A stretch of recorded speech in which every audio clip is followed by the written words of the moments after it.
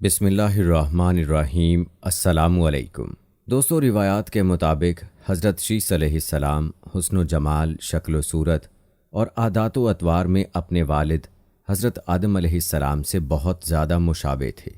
حضرت آدم علیہ السلام اور حضرت حوا علیہ السلام کو آپ علیہ السلام سے بہت محبت تھی، کیونکہ آپ علیہ السلام کے لیے حضرت آدم اور اماں حوا علیہ السلام نے بہت دعائیں کی تھیں۔ اسی لیے اماں حوا علیہ السلام نے آپ علیہ السلام کا نام شیث رکھا، جس کے عربی میں معنی عطیہ خداوندی کے ہیں، یعنی اللہ تعالیٰ کی جانب سے عطا کیا گیا خوبصورت و خوبصیرت تحفہ۔ پیارے دوستو، آج کی ویڈیو میں ہم آپ کو شیث علیہ السلام کا مکمل قصہ اور آپ علیہ السلام کی زندگی کے حالات و واقعات تفصیلاً سنانے جا رہے ہیں، لہٰذا آپ نے ویڈیو کو بغیر سکپ کیے آخر تک ضرور دیکھنا ہے۔ انبیاء علیہ السلام کے تذکرے ایسے ہیں کہ جن کو سن کر مسلمان کا ایمان تازہ ہوتا ہے، اس لیے آپ نے ویڈیو کو سکپ نہیں کرنا۔ دوستو، ویڈیو کا باقاعدہ آغاز کرنے سے پہلے آپ سے درخواست ہے کہ اگر آپ نے ابھی تک ہمارا چینل سبسکرائب نہیں کیا ہے تو ابھی سبسکرائب کر لیں، ساتھ میں بیل نوٹیفیکیشن کو ضرور آن کر لیجئے گا تاکہ لیٹسٹ اپلوڈ ہونے والی مزید ویڈیوز کا نوٹیفیکیشن آپ کو بر وقت ملتا رہے۔ پیارے دوستو، کہتے ہیں کہ حضرت آدم علیہ السلام کے بیٹے قابیل نے اپنے بھائی حابیل کو قتل کر دیا تو اللہ تعالیٰ نے اسے کوے کے ذریعے بھائی کی لاش دفنانے کا طریقہ بتایا، جس پر عمل کرتے ہوئے اس نے لاش دفنا دی۔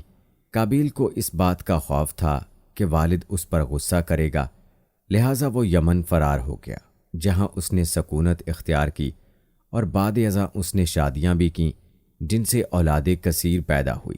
قابیل نے اپنے والد کے دین حق سے بغاوت کر کے پہلے آتش پرستی شروع کی، پھر شیطان نے اسے پتھر سے بت بنانے کا طریقہ سکھا دیا۔ یوں قابیل اور اس کی اولاد نے ایک اللہ کو چھوڑ کر بت پرستی شروع کر دی۔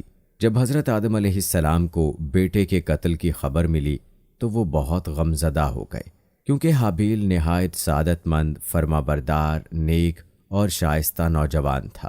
اس کے انہی اوصاف حمیدہ کی بنا پر حضرت آدم علیہ السلام کو امید تھی کہ وہ اللہ کے دین کو آگے بڑھانے میں ان کا معاون و مددگار ثابت ہوگا۔ نیز بعض روایات کے مطابق حابیل کی شہادت کا بنیادی سبب یہی تھا کہ قابیل کو بھی اندازہ ہو چکا تھا کہ والد کے بعد نبوت کا تاج نیک سیرت حابیل ہی کے سر سجے گا، اور اسی حسد نے اسے بھائی کے قتل پر ابھارا۔ حابیل کے قتل کے بعد حضرت آدم علیہ السلام اور اماں حوا بہت اداس رہا کرتے اور بیٹے کو یاد کر کے گھنٹوں آنسو بہایا کرتے تھے۔ حضرت آدم علیہ السلام اللہ تعالیٰ سے دعا فرمایا کرتے تھے کہ اے اللہ، مجھے ایسی اولاد عطا فرما جو تیرے دین کو دنیا میں پھیلانے میں میری معاون و مددگار ہو اور میرے بعد بھی تیرے پیغام کو دنیا میں عام کرے، میری صحیح جانشین ہو اور دنیا میں تیری وحدانیت کی علم بردار ہو۔ اللہ تعالیٰ نے اپنے پیارے نبی کی دعاؤں کو شرف قبولیت بخشا اور ایک نیک صالح بیٹے کی بشارت سے مطلع فرمایا۔ چنانچہ کچھ ہی عرصے بعد حضرت شیث علیہ السلام پیدا ہوئے۔ حضرت آدم علیہ السلام اور اماں حوا علیہ السلام ان کی پیدائش پر بے حد خوش تھے۔ یہ حضرت آدم علیہ السلام کے تیسرے بیٹے تھے اور اس وقت ان کی عمر 130 سال تھی۔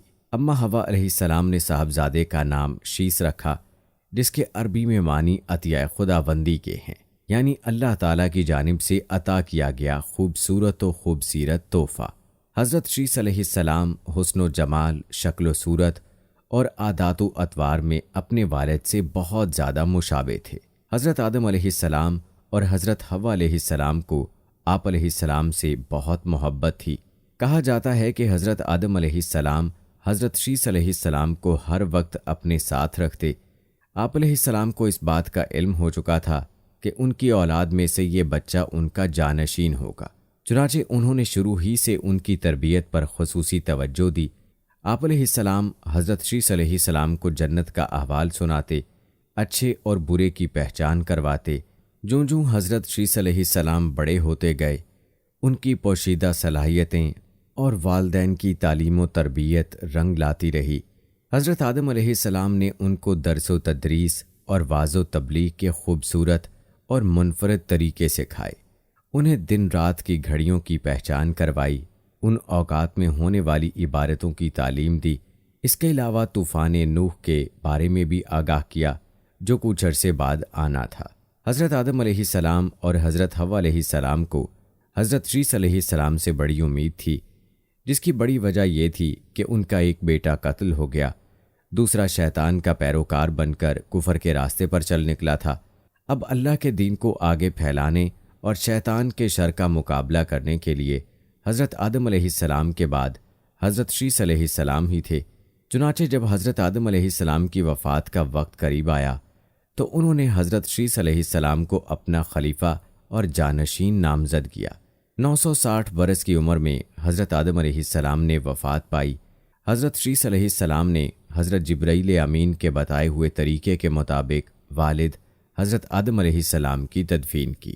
حضرت آدم علیہ السلام کی وفات کے بعد اللہ رب العزت نے حضرت شیث علیہ السلام کو نبوت کے عظیم منصب پر فائز فرمایا اور اولاد کثیر سے نوازا۔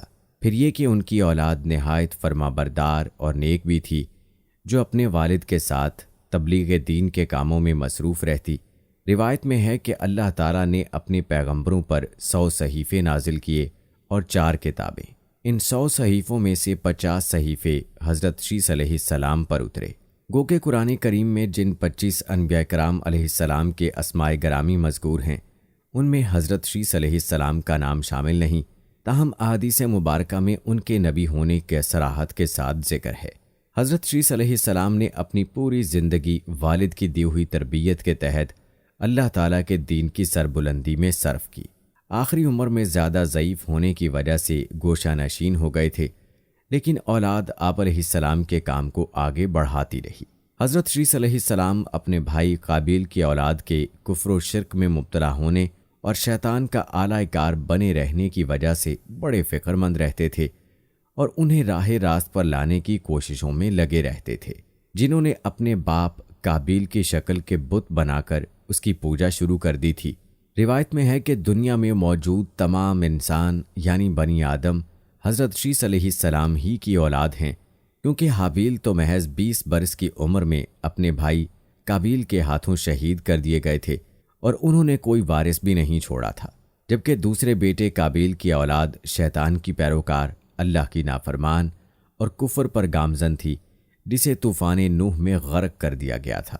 حضرت شیث علیہ السلام لوگوں کو نصیحت فرمایا کرتے تھے کہ سچا مومن وہ ہے جو اللہ تعالیٰ کو پہچانتا ہو، نیک اور بد کو جانتا ہو، بادشاہ وقت کا حکم بجا لاتا ہو، والدین کے حقوق ادا کرتا ہو اور ان کی خدمت کرتا ہو، صلہ رحمی کرتا ہو، غصے پر قابو رکھتا ہو، محتاجوں اور مسکینوں کے ساتھ حسن سلوک سے پیش آتا ہو، گناہوں سے پرہیز کرتا ہو، مصیبت کے وقت صبر کرتا ہو اور اللہ تعالیٰ کی نعمتوں پر اس کا شکر ادا کرتا ہو۔ حضرت آدم علیہ السلام کے انتقال کا وقت قریب آیا تو انہوں نے بیٹے حضرت شیث علیہ السلام کو اپنے قریب بلایا اور نصیحت فرمائی کہ اے میرے سعادت مند برخوردار، تم میرے جانشین بنو گے، چنانچہ تم تقوی اختیار کرو اور جب بھی اللہ تعالیٰ کا ذکر کرو تو اس کے ساتھ اس کے محبوب حضرت محمد مصطفیٰ صلی اللہ علیہ وآلہ وسلم کا نام ضرور لیا کرو، کیونکہ میں نے ان کا نام عرش پر اس وقت لکھا دیکھا جبکہ میں روح اور مٹی کی درمیانی حالت میں تھا۔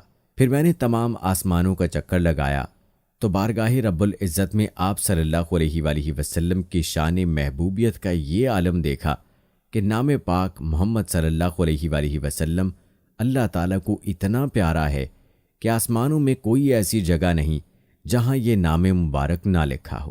میرے رب نے مجھے جنت میں رکھا تو میں نے جنت میں کوئی محل، کوئی بالا خانہ، کوئی دریچہ ایسا نہ دیکھا کہ جس پر اس میں محمد تحریر نہ ہو۔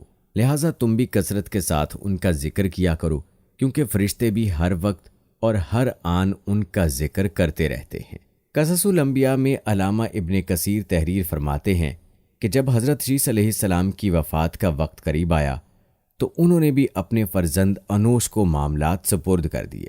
انوش کے بعد اس کا ولی عہد قینن بنا، اس کے بعد قینن کا فرزند مہائیل ان کا جانشین بنا، اور ایرانی اجمی لوگ انہی کے بارے میں خیال رکھتے تھے کہ یہ 7 ولایتوں کے بادشاہ بنے، اور یہ پہلے شخص ہیں جنہوں نے جنگلات کا صفایا کر کے شہروں اور قلعوں کی بنیاد ڈالی، اور انہوں نے ہی شہر بابل اور شہر سوئس آباد کیے۔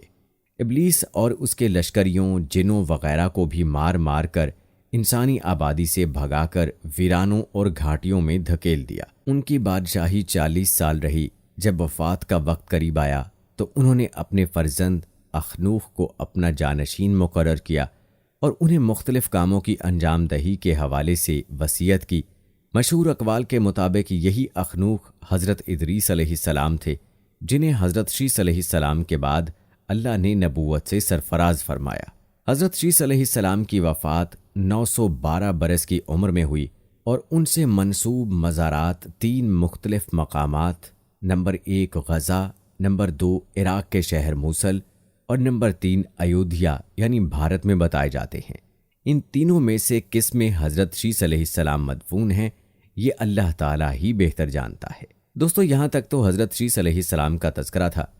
اب آپ کو حضرت شیس علیہ السلام کی اولاد کے بارے میں بتاتے ہیں، جن کا علم ہونا ہر مسلمان کے لیے ضروری ہے، اس لیے آپ نے ویڈیو کو سکپ نہیں کرنا۔ تو چلیے بات کرتے ہیں حضرت شیس علیہ السلام کے بیٹے انوش کی ولادت کی، اور آپ کو وہ وصیت بھی بتائیں گے جو حضرت شیس علیہ السلام نے انوش کو فرمائی تھی۔ میرا تو زمان میں مذکور ہے، انوش حضرت آدم علیہ السلام کی حیات ہی میں پیدا ہو چکے تھے۔ جب حضرت شیس علیہ السلام نے اپنی موت کو قریب پایا تو اپنے فرزند انوش کو اپنا وصی قرار دیا اور انہیں اس نور سے جو ولادت کے وقت ان سے منتقل ہوا تھا، یعنی حضرت خاتم الانبیاء کا نور کہ ان کی نسل سے دنیا میں آئیں گے، آگاہ کیا اور انہیں حکم دیا کہ اپنی اولاد کو اس افتخار و شرف سے کہ ایک بزرگ سے دوسرے بزرگ اور ایک نسل سے دوسری نسل میں منتقل ہوگا، آگاہ کریں۔ انوش نے اپنے باپ کے انتقال کے بعد ان کے فرامین کی انجام دہی میں بہترین طریقہ اپنایا اور رعایا کے امور کی تدبیر اور قوانین الہی کے اجرا کے لیے اپنے باپ کے زمانے کی طرح قیام کیا۔ وہ پہلے آدمی ہیں جنہوں نے خرمے کا درخت لگایا اور زمین میں دانہ ڈالا۔ آپ ہی کے بارے میں کہا جاتا ہے کہ آپ ہی سب سے پہلے شخص ہیں کہ جس نے درخت لگایا اور کھیتی کی۔ مروج الذہب میں مذکور ہے کہ انوش نے زمین کو آباد کرنے اور اسے قابل زراعت بنانے کے لیے اقدام کیا۔ اس کے بعد ان کے فرزند قینان پیدا ہوئے اور آپ کے بعد تابندہ نور قینان کی پیشانی پر درخشندہ ہوا۔ انوش نے اس نور کے بارے میں قینان سے عہد و پیمان لیا۔ دوستو، اب تذکرہ کرتے ہیں انوش کے اپنے فرزند قینان کو وصیت اور انہیں حضرت آدم کے صحیفوں کی تعلیم دینا۔ اخبار الزمان میں مذکور ہے انوش حضرت شیس علیہ السلام کے فرزند تھے، جو کہ ان کے سب سے پہلے فرزند شمار کیے جاتے ہیں اور اپنے باپ کے وصی تھے۔ انوش نے بھی اپنی رحلت کے وقت اپنے بیٹے قینان کو اپنا وصی بنایا اور حضرت آدم علیہ السلام کے صحیفوں کی تعلیم دی۔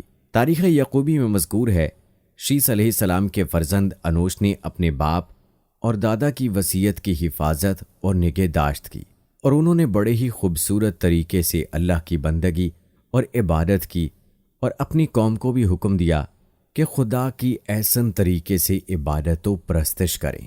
دوستو، جہاں تک بات ہے انوش کی وفات کی، تو تاریخ طبری میں مذکور ہے انوش اپنے باپ کے بعد ملکی نظام کو چلانے اور رعایا کے نظم و تدبیر میں مشغول ہو گئے۔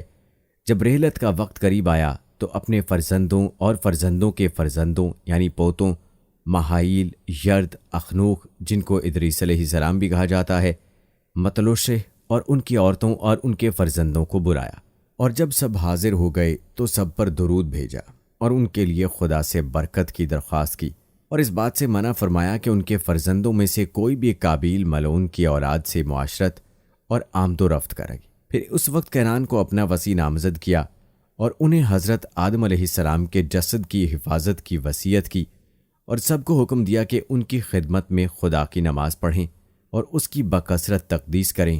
پھر اس وقت آنکھ بند ہو گئی اور دنیا سے رخصت ہو گئے۔ دوستو، اب بات کرتے ہیں انوش کے فرزند کینان کی۔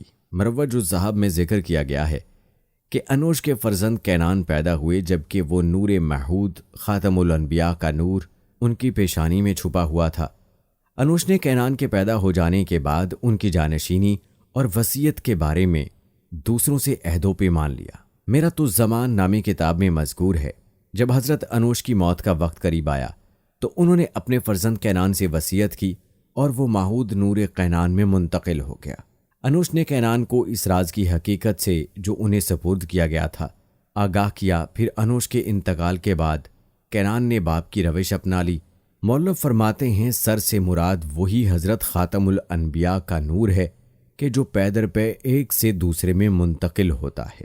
یاد رہے کہ انوش نے صحیفوں کی کینان کو تعلیم دی اور انہیں نماز قائم کرنے اور دیگر احکام کا حکم دیا۔ اخبار الزماں میں مذکور ہے کہ انوش نے اپنے فرزند کینان کو اپنا وصی مقرر کیا اور اس سے پہلے حضرت آدم علیہ السلام کے صحیفوں کی تعلیم انہیں دے چکے تھے اور زمین کے ٹکڑوں اور اس بات کو کہ کون کون سی چیزیں ان کے اندر ہیں ان کے لیے بیان کیا۔ انہوں نے کینان کو حکم دیا کہ نماز قائم کریں، زکوٰۃ دیں، حج بجا لائیں اور قابیل کی اولاد سے جنگ کریں۔ کینان نے حکم کی تعمیل کی اور باپ کے دستورات کا اجرا کیا، اور کینان نے اپنے فرزند ماحیل کو وصیت اپنے دنیا سے رخصت ہوتے وقت کی، جیسا کہ تاریخ یعقوبی میں مذکور ہے۔ کینان ایک خلیق ملنسار اہل تقوی اور پرہیزگار انسان تھے۔ اپنے باپ کے بعد وظائف کے انجام دینے کے لیے اٹھ کھڑے ہوئے اور اپنی قوم کو خدا کی اطاعت و فرما برداری اور اس کی عبادت کرنے اور حضرت آدم اور حضرت شیث علیہ السلام کی وصیتوں کی پیروی کا حکم دیا۔ اور جب کینان کی موت کا وقت قریب آیا تو ان کے فرزند اور فرزندوں کے فرزند پوتے یعنی ماحیل، ید، متلوشے، لمک، ان کی عورتیں اور ان کے بچے ان کے پاس جمع ہو گئے۔ کینان نے ان پر درود بھیجا اور ان کے لیے خدا سے برکت کی دعا کی۔